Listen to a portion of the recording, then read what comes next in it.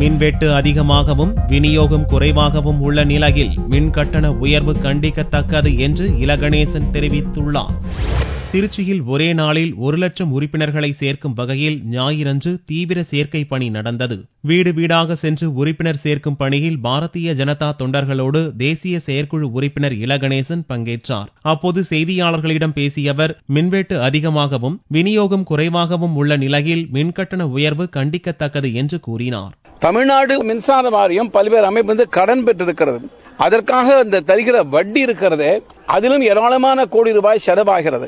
இதையெல்லாம் அரசாங்கம் நிர்வாகத்தில் இருப்பவர்கள் அந்த நிர்வாகத்தை சரி செய்து விட்டாலே அந்த சுமையை மக்கள் மீது சுமத்த வேண்டிய அவசியம் வராது. மின்சார வெட்டு அதிகமாக இருந்து மின்சாரம் குறைவாக இருக்கிற சூழ்நிலையில் மேலும் மக்களை வதைக்கின்ற இந்த தமிழக அரசாங்கத்தின் முயற்சி என்பது வன்மையாக கண்டிக்கத்தக்கது. அரசாங்கம் இதற்கான மாற்று ஏற்பாடு செய்ய வேண்டும் என்பதை ஸ்ரீரங்கத்தில் இருந்து கொண்டு நான் வேண்டுகோளாக விடுக்கிறேன். ஸ்ரீரங்கம் பகுதியில் தீவிர உறுப்பினர் சேர்க்கை பணியில் பாரதிய ஜனதா கட்சியினர் ஈடுபட்டனர்.